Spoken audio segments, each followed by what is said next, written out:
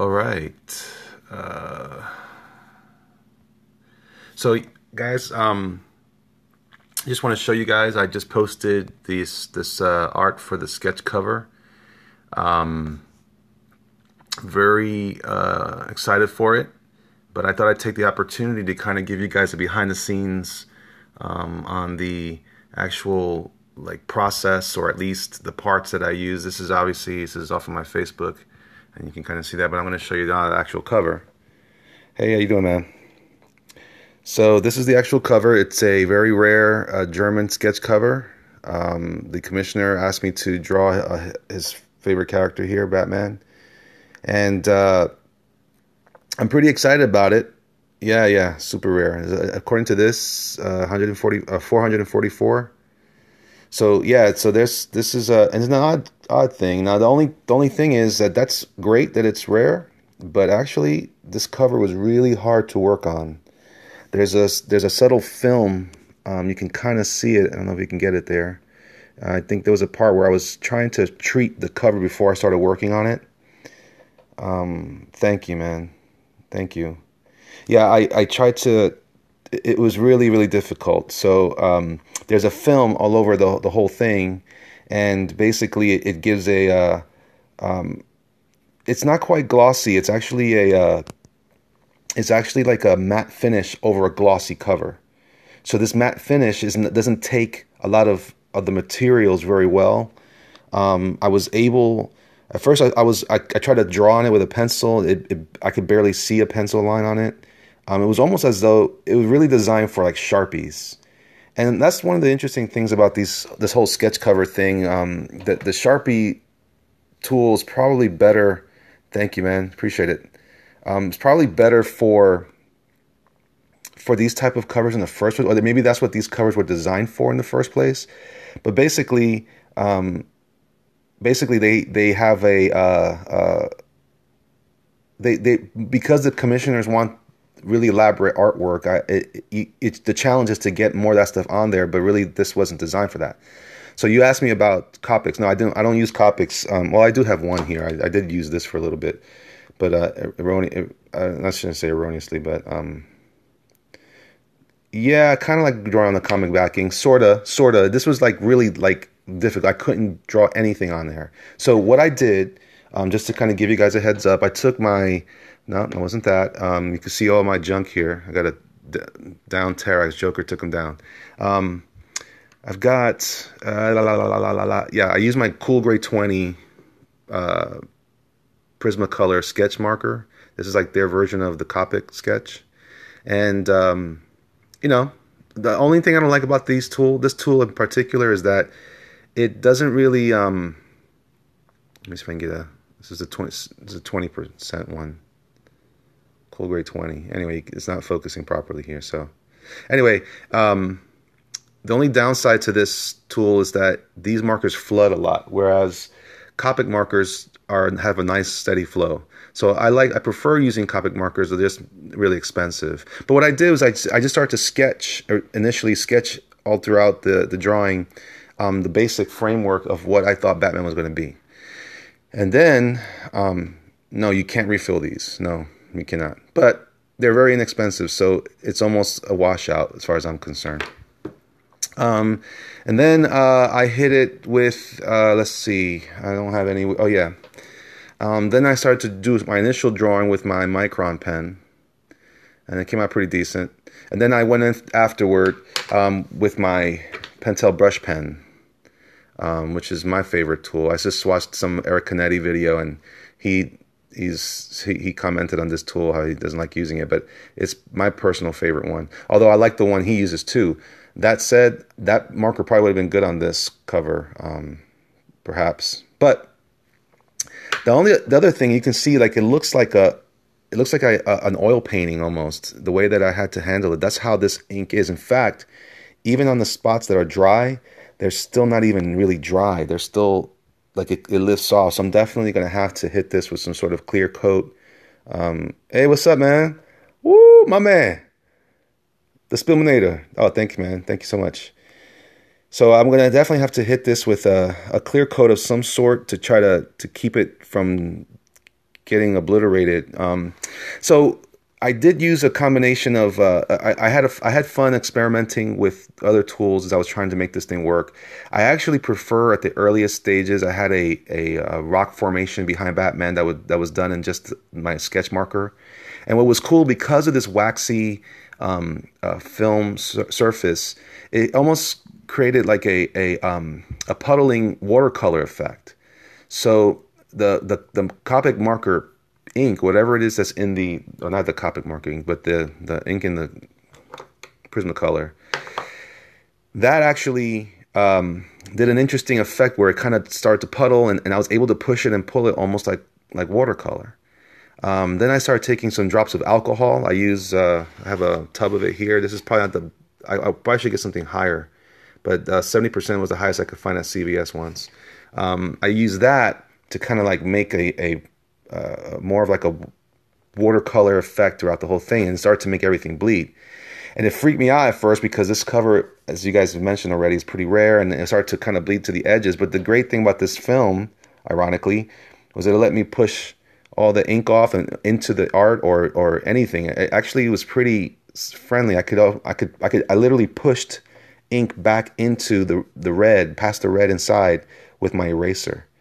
So weird. But anyway, I just thought I'd give you guys a little behind the scenes thing. You can kind of see where here on Batman, where I took my X-Acto blade, an old X-Acto blade I've had for years, and I went in and I started to kind of scrape along Batman's face, his mask area, to get that, it's not working out right now, but anyway, to get that kind of, get some edges back into his mask. What happened here? Okay, there we go. Like you can kind of see it there along his nose ridge, the ridge underneath his nose.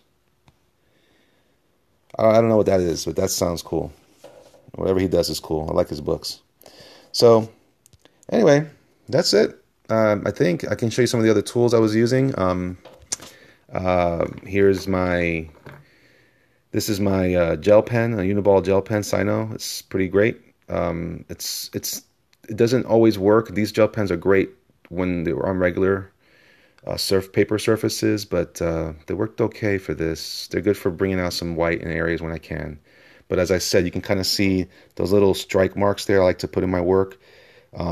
They didn't, it basically scraped some of the ink off. Which is, again, not a bad effect, but that wasn't what I was intending. So sometimes you have to deal with what you have. This is also pretty cool, the Molotow paint pen, although on this surface it was pretty much useless. But on other surfaces, pretty great. Just another variation of that. I had a lot of Q-tips when I was using my alcohol, trying to spread things around. I have my erasers. Hey, thank you. Appreciate it, Future Artist 123. Appreciate it. Yeah, man, so that was it. And I appreciate you guys, all the people that were following me on Instagram and kind of bouncing back and forth with me on there. It was fun working on this, and I hope I can do some more of these. How do I draw faces so well? So here's my patent answer, y'all. 10,000 hours. I just practice a lot, man. I've been spending a lot of my professional life just jamming on all the time working. I've always keep a sketchbook with me, always. And if you can't afford a sketchbook, get some copy paper, whatever grade. I went one time, I bought a ream of paper from Walmart, just to have some extra scratch paper, and I draw that stuff all the time. I'm always drawing. I'm always experimenting with tools. You can kind of see here, I have my desk is ultra messy, guys. So if my wife were here, she'd be upset. But I bought this one time at a sale. This is a sketchbook here, a handbook. You can see I experimented a lot with watercolor, and you need to experiment as much as you can with various tools, so you can understand their limitations. You can appreciate and understand their benefits, and then you can also from there manipulate them to do what you need them to do, to create the kind of imagery that you want to create. Yeah, no one's ever really seen this. Only shown this to a few people I've worked with or whatever, but never to you guys. This is me being artsy fartsy, or just really trying to see how opaque this paint can be. This is watercolor paint. And me being goofy with some more nonsense. Sketching. Again, this paper is unique.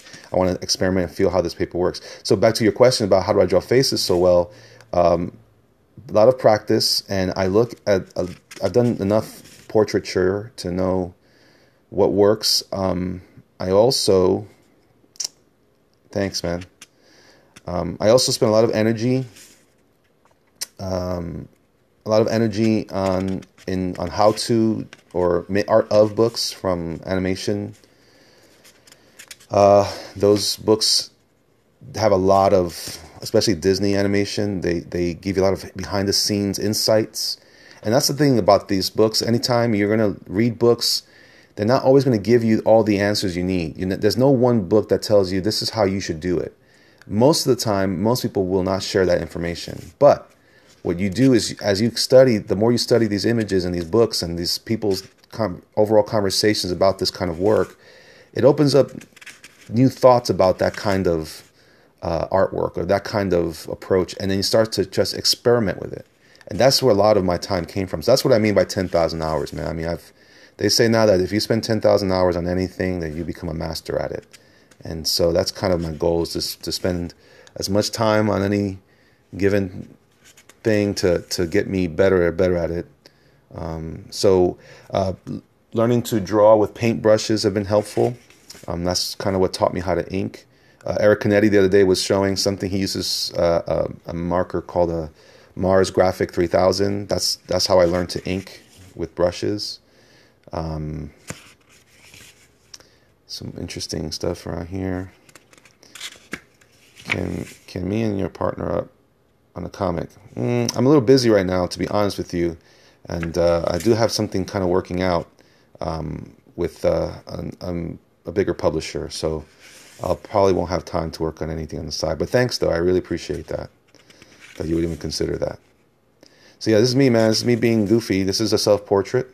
At the time, I used to shave my head, and I was writing "I love you" to someone, I think, or it was my daughter, I think is what that was.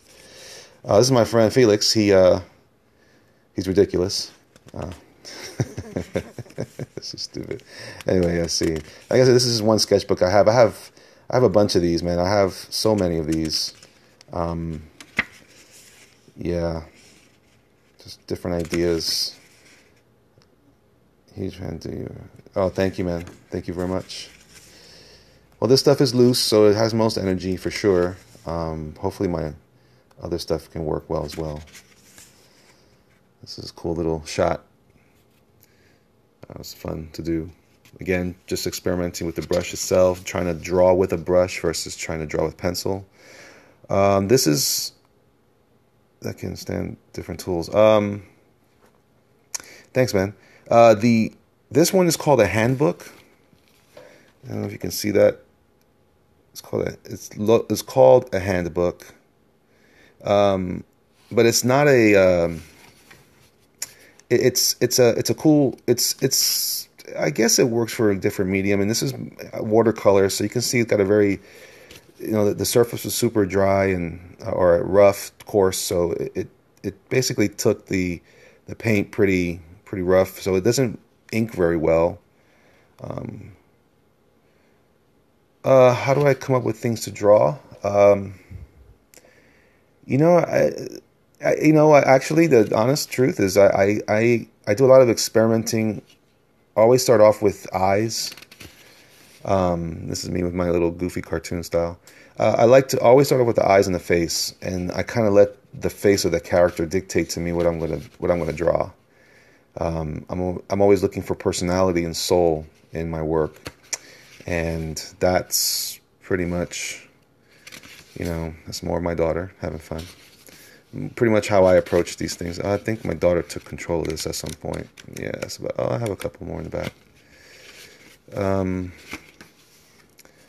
Then I'm a big fan of the Hulk, so sometimes I'll start off with a character that I like, and obviously I'm a big Batman fan and a Hulk fan, so I spend a lot of time on those. I draw with different color pencils that help me a lot, to help me to kind of solidify a concept before it looks too finished. So I seldom draw.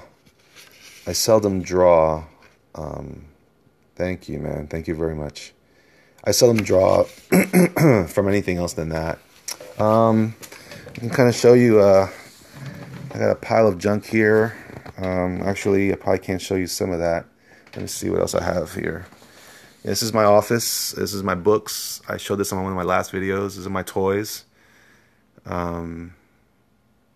Probably ink, pen and ink. How do you feel? Do you feel confident about your work? You know, I do now. I didn't always. I struggle a lot with insecurity about my stuff and what I was drawing. It's my dog. What I was drawing, but these days I've come a long way with about that. I've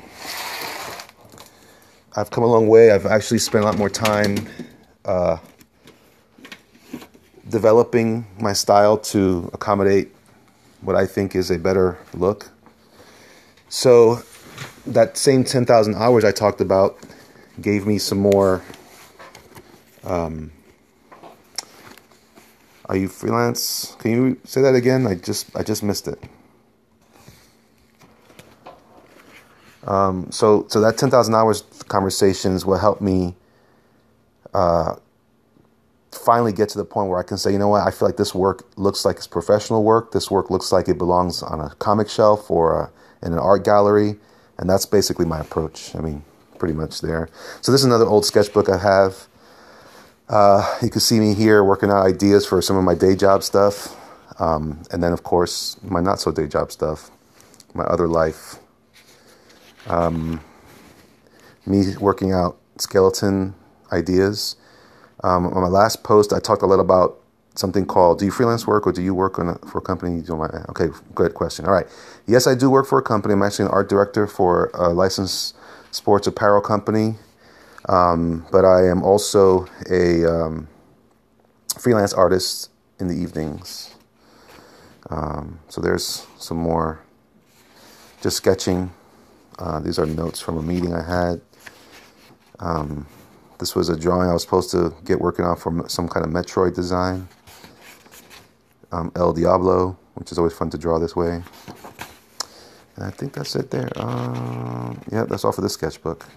And like I have more. I think I'll do that some more in the future. I'll go over some of my other sketchbooks.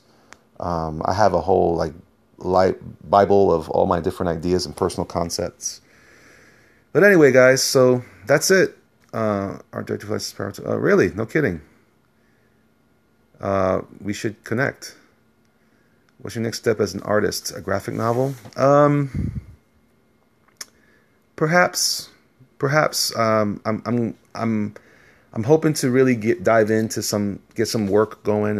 I'd like to first expand my brand some more. I spend a lot of energy doing that on Instagram and social media. Instagram has been is definitely my favorite spot on the interwebs. I think it's the most productive. What can I say? It's got a lot of mileage, a lot of power, and from there, I do want to get into graphic novel, but I'm also looking to get deeper into concept art and character design for animation and video games. Am I Hispanic? Yes, I am considered a New Yorican. My family was born in Puerto Rico. My parents, I was born in the Bronx in New York City. And graphic novels are definitely on the table. It's just that they take a lot of work, and I'm torn right now with my day job, and it's pretty busy. And so I have to put a lot more energy into taking care of paying the bills versus going after other ideas. These are some of my books. You can see these are my go-to references. Right away, I have the Darksider stuff from Madureira and his group at that time. Thank you, man. Thank you very, very, very much. Jamie Hewlett's a big inspiration to me. It's Bruce Timm. The boys from Creature Box, amazing. Is that cover shiny or matte and easy to draw on? As I said earlier in the video, man, it was garbage to draw on. Beautiful looking book, but really hard to do. I was nervous for a couple of moments, and I realized that I'll just sketch with a marker instead of pencil. You know, I follow you on Instagram, and I'm a big fan. To keep me working awesome. Yes, I know you do. I appreciate it. Yeah, you do need to run into me sometime. Come on, let's do it. So yeah, I'm gonna show you one more time. This is how ridiculous this cover is. This made my ink look like oil paint. It's weird, but it's kind of cool, I guess. It's kind of cool. It looked good. It came out well. It came out well. So not my favorite, but it came out pretty well. All right, guys. I'm gonna sign off now. I'm gonna have some other things I gotta take care of while I have the time this weekend. Thanks, guys, for keeping up with me. Yes, it would smudge. It would. Thank you, man. Thank you, Enzo. I appreciate it. You guys are really awesome, and I want to thank you all for hanging out with me for a few minutes, and I hope I can post more of these soon. Thanks, guys. Bye.